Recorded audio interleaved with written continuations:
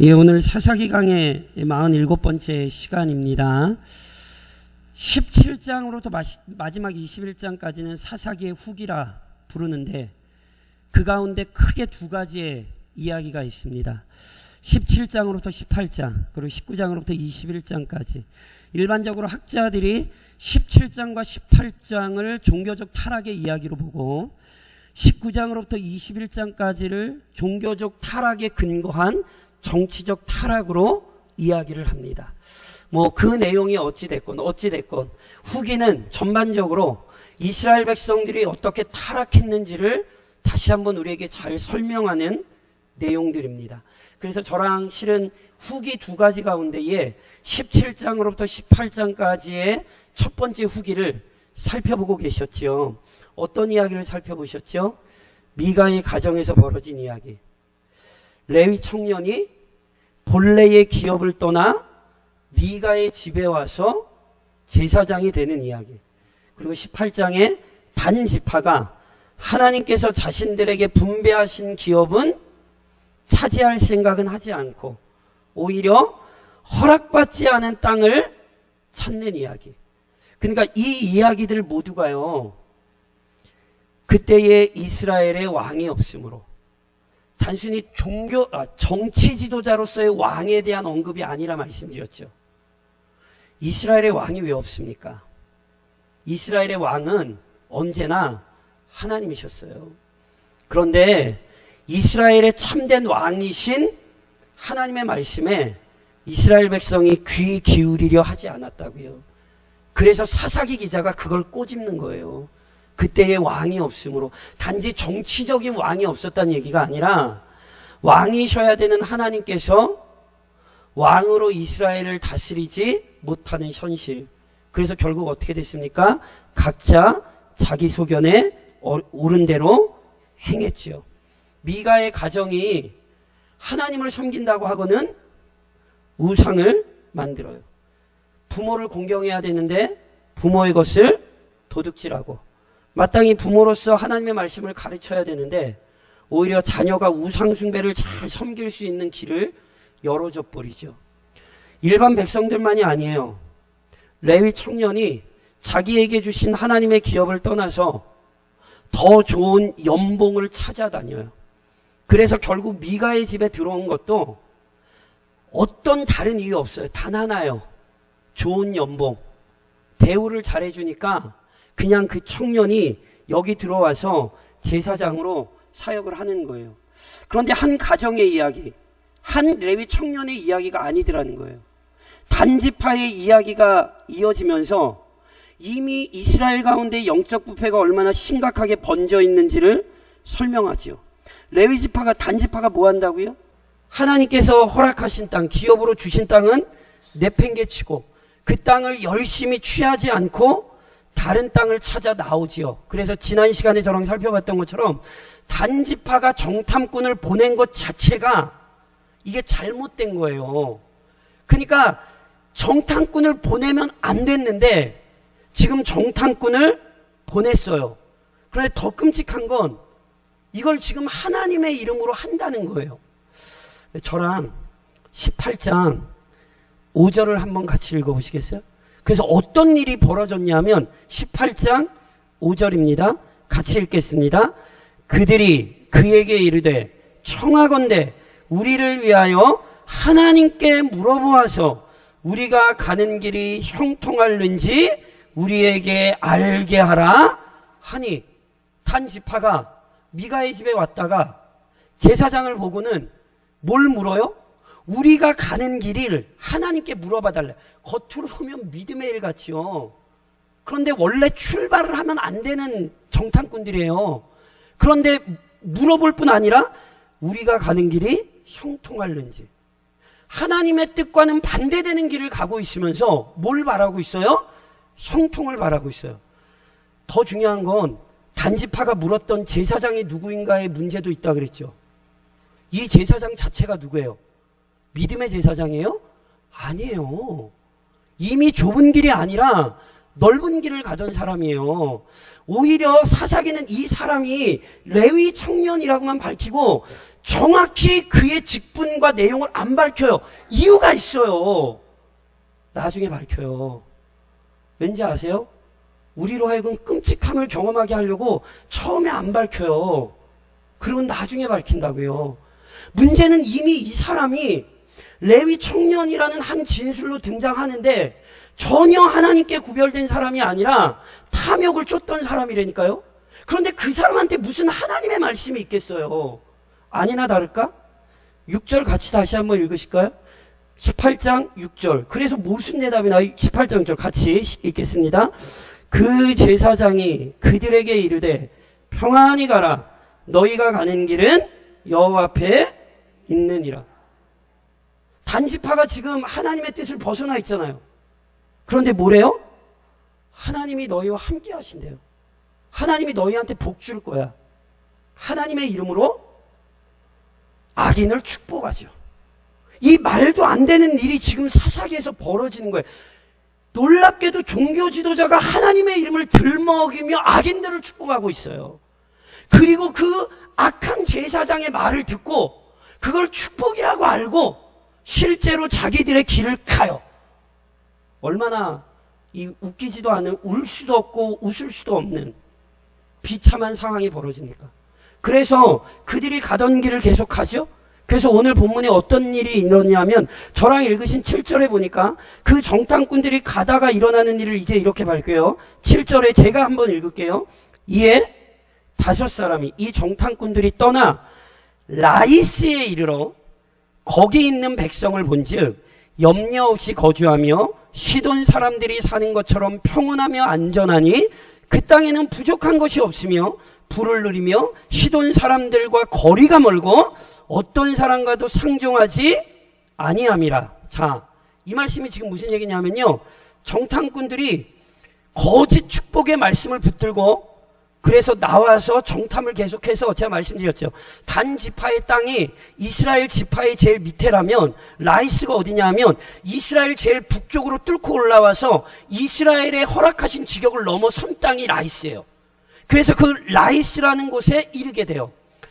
저랑 단지파 얘기할 때 처음에 찾아봤는데 이 라이스가 여호수아 19장에는 레센이라는 곳으로 지명이 나와 있어요.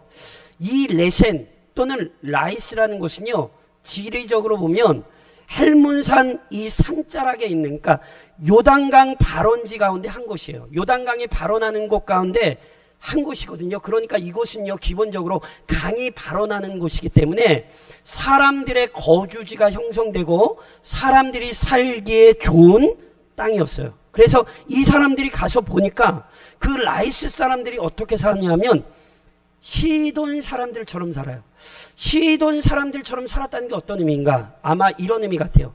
시돈 사람들은 고대에 무역으로 굉장히 유명했던 사람들이거든요. 그러니까 아마 시돈 사람들을 끌어들인 이유는 라이스 사람들이 시돈 사람들처럼 무역을 통해 좀 부유한 삶을 살았던 것 같아요. 그래서 실제로 오늘 저랑 읽으신 본문에 보면 라이스에 있는 사람들이 잘 살았대요, 못 살았대요? 염려 없이 거주하며 시돈 사람들이 사는 것처럼 평온하며 뭐예요? 안전해요. 그러니까 잘 기억하셔야 돼요. 그러니까 이 사람들은 자기들의 땅에서 지금 평안하게 잘 살고 있었어요. 근데 거기다 설명을 하나 덧붙여요. 시돈 사람들과 거리가 멀대요. 그리고 뭐래요? 어떤 사람과도 상종하지 아니했대요.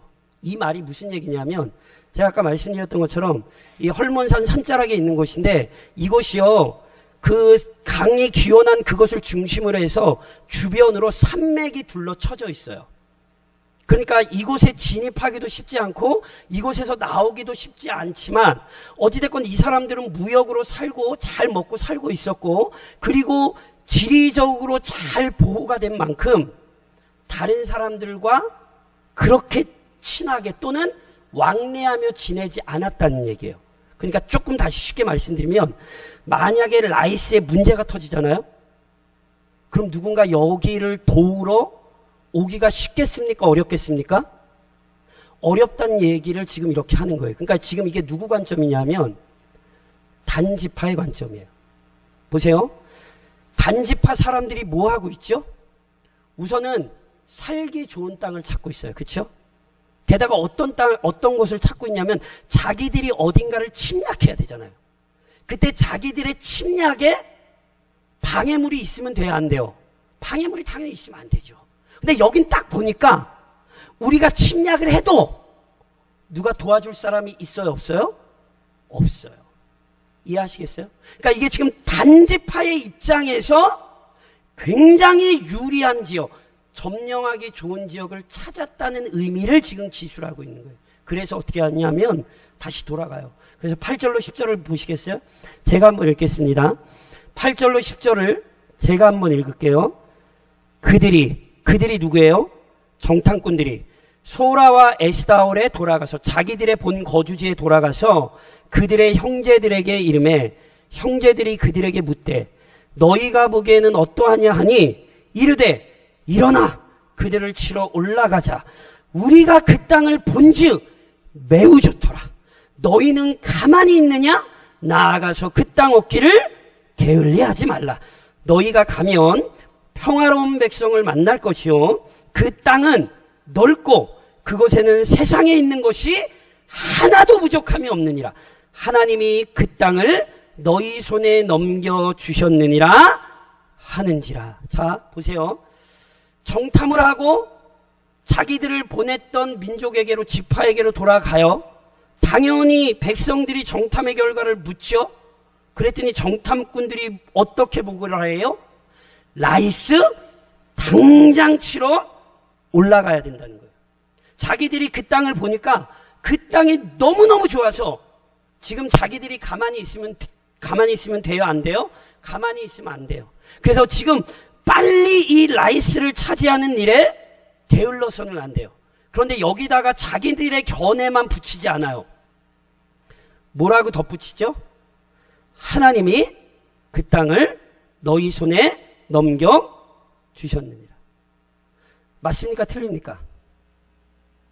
저랑 지금 18장 쭉 살펴보시면서 하나님이 단 지파에게 또는 단 지파의 정탐꾼들에게 어떤 말씀을 하셨나요? 아니요. 하나님이 말씀하신 적 한 번도 없어요.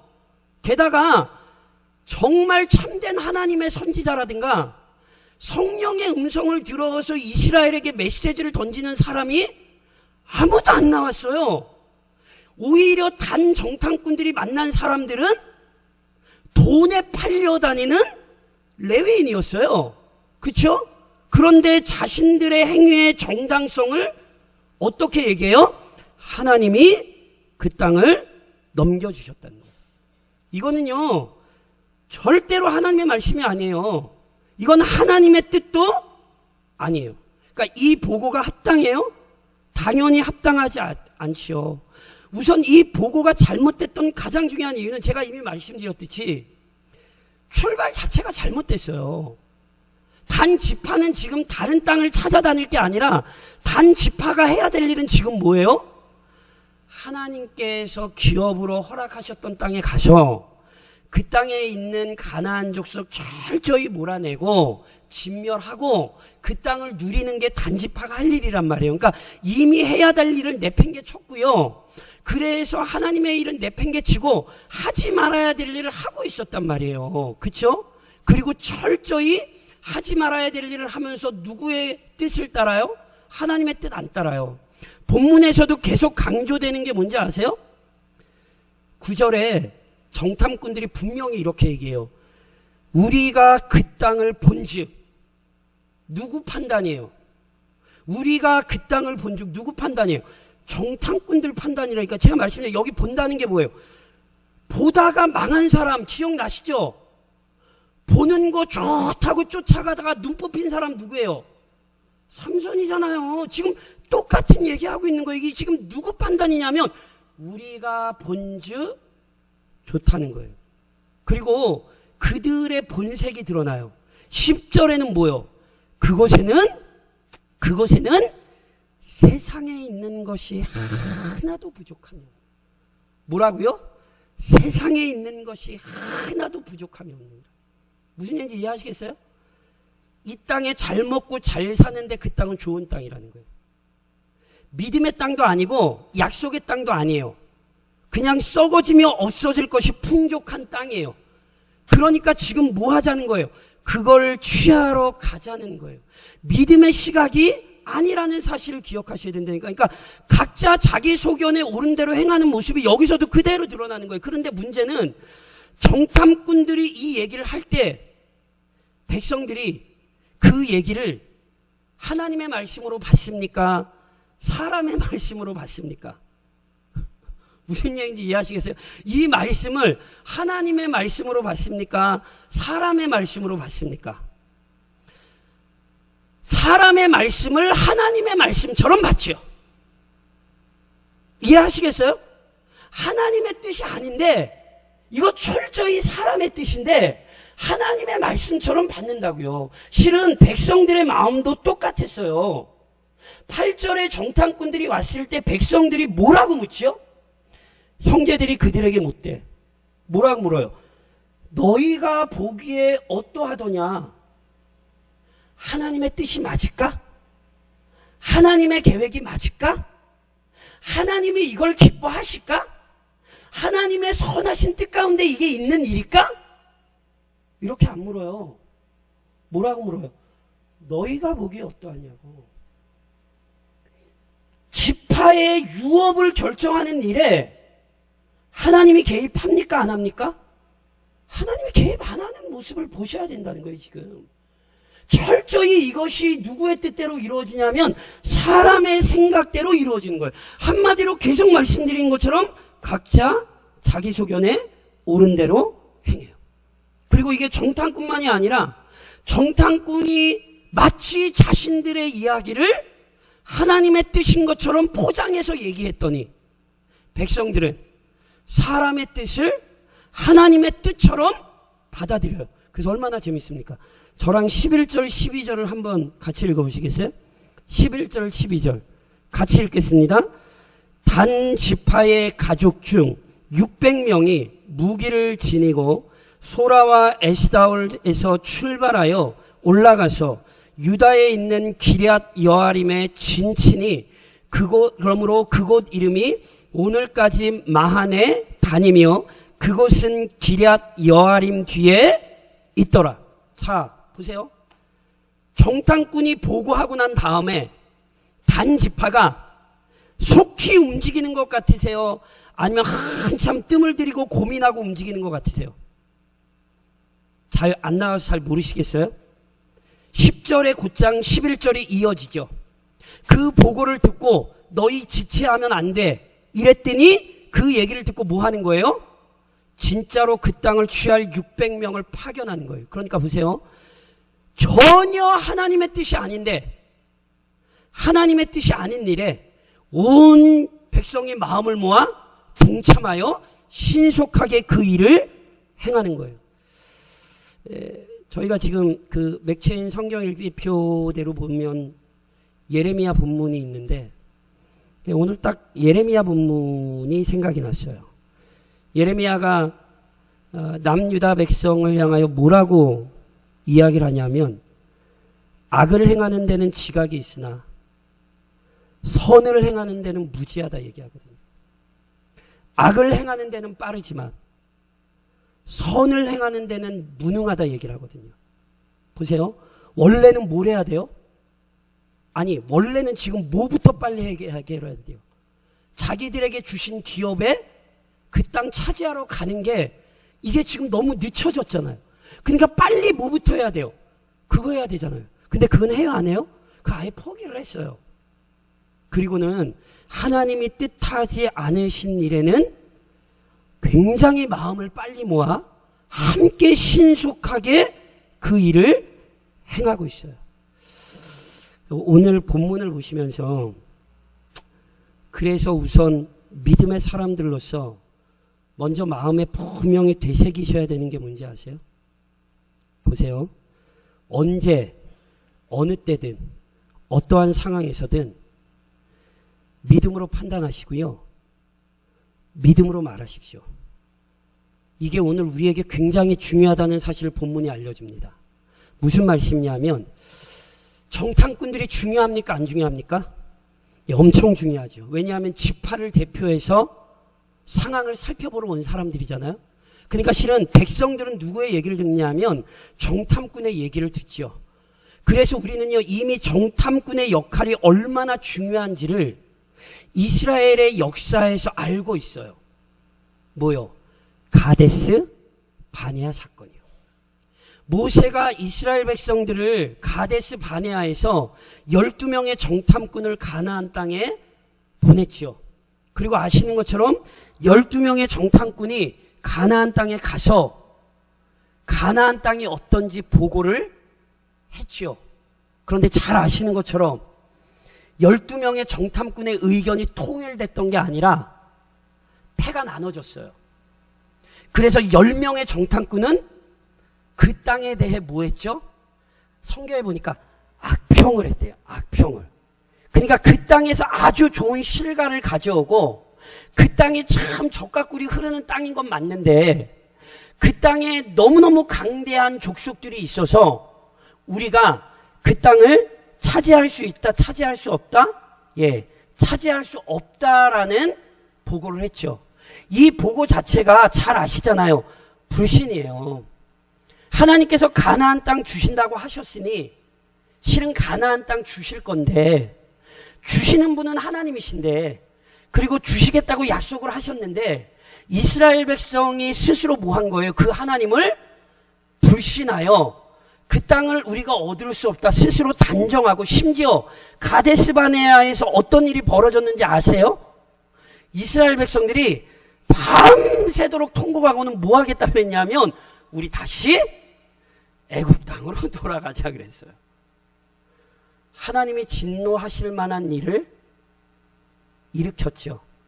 그런데 그게 누구로부터 시작됐어요? 10명의 정탐꾼으로부터 시작됐죠. 그 10명의 정탐꾼의 잘못된 또는 다른 말로 불신앙적인 보고가 이스라엘 민족 전체의 신앙을 무너뜨리고 하나님 앞에 패역한 일을 행하게 했다는 사실을 잊으시면 안 돼요. 그런데 똑같은 어리석음을 오늘 본문의 사사기에 나오는 정탐꾼들이 하고 있는 거예요. 분명히 그 땅을 하나님이 주신 땅이 아닌데 하나님이 주셨다라고 얘기해서 하나님의 뜻을 왜곡했죠. 그런데 다음 시간에 살펴보겠습니다만 이렇게 하나님의 뜻을 왜곡할 때요.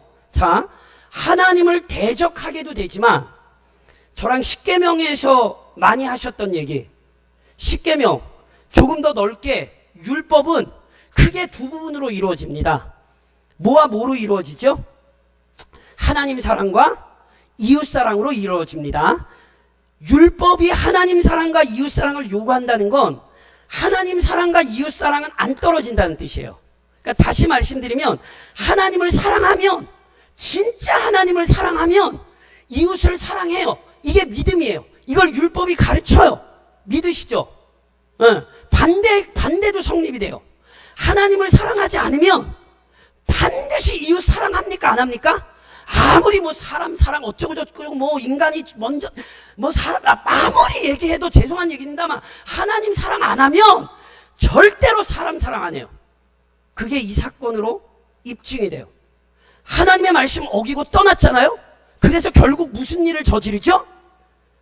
자기들에게 허락된 땅에서 너무너무 평안하게 잘 살던 한 민족을 멸살시켜버려요. 잘 들으셔야 돼요. 이건 가나안 정복전쟁이랑 달라요. 가나안 정복전쟁은 하나님께서 이스라엘을 통하여 하셨던 공의로운 전쟁이에요. 이것은 가나안 백성에 대한 하나님의 공의로운 심판이에요. 그런데 라이스 정복은 하나님의 뜻이 아니라 한마디로 평안하게 살던 이웃을 몰살시키는 이야기예요. 그래서 제가 이제 마지막에 얘기할 텐데 나중에 계시록에 가면 단지파와 관련된 굉장히 뭐라 그럴까요? 끔찍하다고 얘기할까요? 우리가 다 뭐 제가 그때 설명드리겠지만 다 이야기할 수는 없지만 어찌됐건 단지파의 이 모습에서 결론 내릴 수 있는 굉장히 무서운 모습이 요한계시록에 나와요. 그러니까 이게 얼마나 패역한 모습이었는가? 제가 그때 가서 설명드릴 거예요. 그러니까 어찌됐건 하나님을 사랑을 안 하니 결국 이웃을 해롭게 하는 자들이 됐던 거예요. 누가 이를 만들어요? 정탐꾼의 보고가. 그런데 반면 정탐꾼의 보고가 모든 상황을 역전시킨 이야기를 우린 알아요. 어떤 이야기예요? 여호수아와 갈렙의 보고는 실은 하나님 앞에 이스라엘의 믿음을 그래도 보인 거였어요. 그래서 여호수아와 갈렙만이 어디 들어가죠? 가나안 땅에 들어가죠. 그것만이 아니에요. 이스라엘 역사에서 정탐꾼에 대한 또 하나의 이야기가 아주 중요한 이야기가 나와요. 여호수아가 여리고성 전쟁 전에 정탐꾼을 여리고성에 보냈던 이야기가 있죠. 그 정탐꾼들이 여리고성에 가서 죽을 뻔했어요. 죽다 살았습니다. 그런데 아십니까?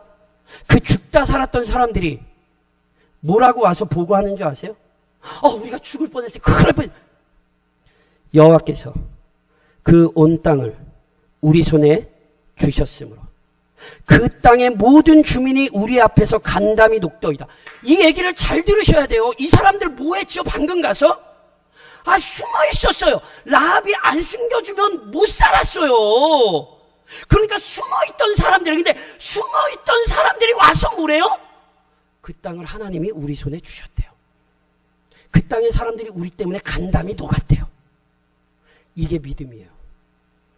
눈으로 보기에는 우리가 열세일지 모르지만 이미 하나님의 약속 안에서 우리가 그 땅을 차지했다는 거죠. 오늘 교회가 뭘 해야 되죠? 이 혼란스러운 시기에 믿음의 증언을 해야 합니다. 이게 지금 교회의 사명입니다. 온 세상이 어렵고 이 땅의 교회들이 많이 힘들고 지쳐 있죠. 진짜 믿음의 성도는 어디에서 차이가 나냐면 똑같은 상황 속에서 믿음의 보고를 하시는 성도가 되셔야 되는 거예요. 가정에서도 그렇고 지역에서도 그렇고 때로는 여러 가지 문제들로 인해 힘겨워하는 성도들 앞에서 불신과 불만과 원망의 말이 아니라 믿음의 보고를 하셔야 돼요. 누군가 믿음의 보고를 하는 한 사람의 정탐꾼 때문에 지금 이 땅에 하나님의 역사가 우리의 눈앞에 밝히 드러날 수도 있고 또는 오히려 잘못된 길로 사람들을 이끌 수 있다는 사실 기억하셔야 돼요. 또 하나 본문 속에서 좀 주목하셔야 볼 것이 마하네단이에요. 이스라엘 백성 단지파가 이 이야기를 듣고 즉각적으로 군대를 출동시켜서 진을 쳐요. 그게 어디예요? 마하네단이에요. 제가 마하네단 이미 설명드렸어요. 이 이름 자체가 단의 진영이란 뜻이에요. 그러니까 아마 단 지파가 진영을 친 것 때문에 이 지명이 나왔었던 것 같아요. 근데 마하네단을 저랑 뭐 때문에 살펴보셨는지 아세요? 사사기 앞으로 좀 넘어가시겠어요? 13장 24절로 25절을 보시면 이미 마하네단에서 실은 어떤 일이 있었는지를 저랑 살펴보셨어요. 자, 사사기 13장 24절에서 25절입니다. 같이 봉독하십니다. 24절에서 25절. 그 여인이 아들을 낳음에 그의 이름을 삼손이라 하니라. 그 아이가 자라매 여호와께서 그에게 복을 주시더니 소라와 에스다올 사이 마하네단에서 여호와의 영이 그를 움직이기 시작하셨더라.